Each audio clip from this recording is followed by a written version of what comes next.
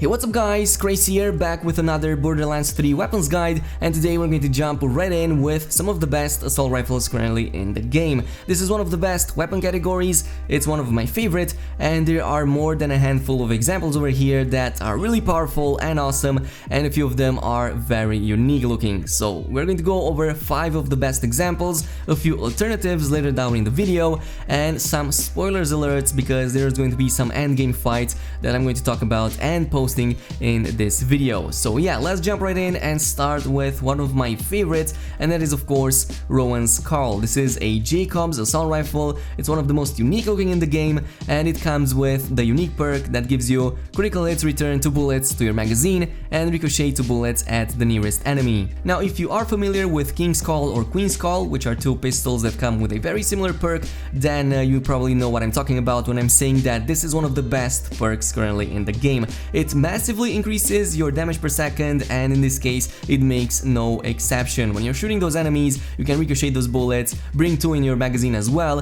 and you can continuously shoot this with the proper build. So this definitely shines on builds like Flak Crit build, or for example for Moses bottomless mag build. It's definitely very good over there, but even on its own this is a very good weapon because it comes with some really good stats. In this case it comes with some really nice per bullet damage, almost 700 in this case, and it also comes with a nice magazine size of 20, a decent fire rate, and yeah, the damage in itself is very good because it also comes with that elemental damage from Incendiary, but I believe that this can come with other elementals as well. Now the way this works is pretty damn simple. You just spin the wheel to shoot it continuously, and yeah, it's a weapon that definitely holds on its own, but there is one downside about it, and that is the fact that it's not really stable. It has quite a bit of recoil, so the more you shoot it continuously, the more you're going to suffer in terms of aim. And this is why you're going to want to play with this weapon close to medium range, so you can definitely hit all of those bullets. But if you're fighting against enemies with big hitboxes, if you're close to the enemy, you're definitely going to be able to more than make up for that. Now it's not like the top boss melter or anything, but the fact that it's so versatile and so good in most of the scenarios is what makes me love this weapon so much and use it so often. Now the next one I'm going to cover is a Vladov, and it's such an amazing overall weapon that I'm just finding myself using it so damn often. Of course I'm talking about the Shred of Fire, and it's kind of like a minigun except that it doesn't require any wind up. So as soon as you press the button it just goes in full throttle, and it's one of the highest rate of fire weapons currently in the game. It has a huge magazine size of 100 at base, which makes it really high, a fire rate of 16, one of the biggest in the game. Now this is something that I find myself using very often against bosses, mainly because it works so well with characters like Flak or Mose. It's also one of the few weapons that can actually spawn with more than one single mode. For example, I have 3 Shredded Fires over here. One of them has a shotgun alternate firing mode, so you can switch between assault rifle and shotgun with the same weapon, and it's a very decent damage dealer as well. There's another Shredded Fire that I have which comes with 2 barrels, so you can use 2 chain guns and have the 2 barrels shoot at the same time. You lose a bit of accuracy in that mode, but you can definitely shoot a lot more bullets and you can cover a bigger area with it.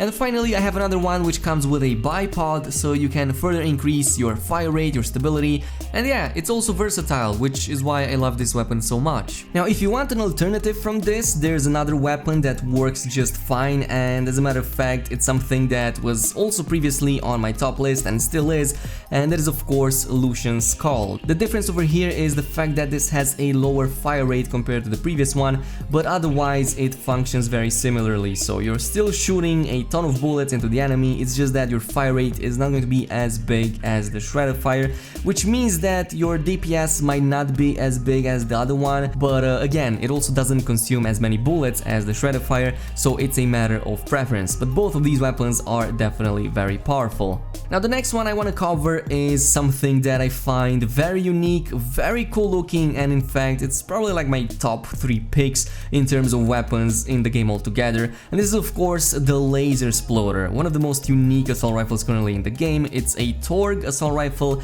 and it actually comes with a unique functionality, as in it both shoots a beam as well as some explosions, so you're doing like 2 sources of damage. It's a really awesome one. It just melts enemies, and that is because it has a huge damage. It comes with a really big magazine size, and because you're shooting both lasers as well as explosions at the same time, you can definitely overwhelm your enemies. Now the one that I have comes with the fire elemental, and this is definitely my favorite, but it can pretty much spawn with literally any elemental in the game. It can come with cryo, corrosive, radiation, and anything else in between. It doesn't really matter. It's just that I prefer the fire one the most, but the cryo one also is definitely one of my top spots because it can freeze enemies so damn fast. So yeah, pretty good one, pretty nice functionality. It works very well against enemies as well as bosses that don't tend to go too far away from you. If you're fighting against something like Graveward, for example, or any enemy that is too far away for you to hit, yeah, this thing is not going to behave that well. Now the next one I'm going to go over is another weapon that functions very uniquely, and that is of course the Alchemist. This is another assault rifle in the torque category that doesn't just shoot bullets, instead it shoots up this. Yes, it shoots bombs, and that is pretty much it. You're just sticking bombs into the enemy, reload, and this will make them explode. And this is where the beauty about this weapon resides, into the fact that you can just stick so many bullets, so many explosive rounds into the enemy and just have them detonate at the same time. Even after getting like nerfed a couple of times, it still is very powerful.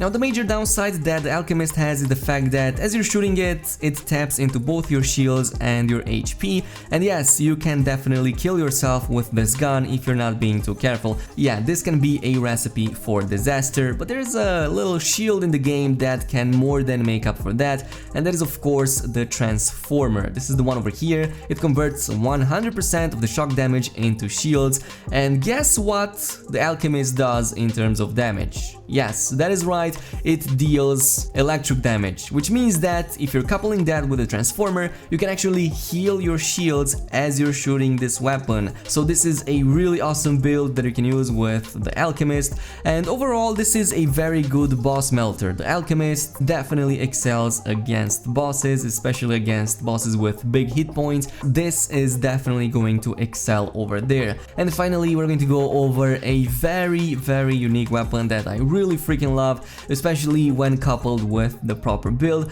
and I believe that this is something that a lot of people are overlooking. It's probably the biggest boss melter currently for my build, for the flak crit build that I'm using, and this is the Dictator, a very awesome Vladov assault rifle that comes with a very unique perk, and that is the fact that you can kind of switch between a couple of firing modes, but even the way it fires is very unique, and that is for the fact that it actually shoots like 5 rows of bullets. So let's say for example there's like a huge line of enemies in front of you. Yes, you can aim at them in this huge cone of bullets and pretty much hit them all at the same time. Now of course this means that per enemy damage is going to be pretty low, so if you're shooting against one single enemy, well, you're only going to hit them realistically with 1 or 2 rows, but the rest will pretty much miss if you're only going against one of them. You can aim your sights to concentrate the row of bullets a little bit, and it can definitely help, but yeah, you're going to lose a little bit of DPS on that. On the other hand, anything that has big hitboxes, especially bosses, is definitely going to feel the pain from the Dictator.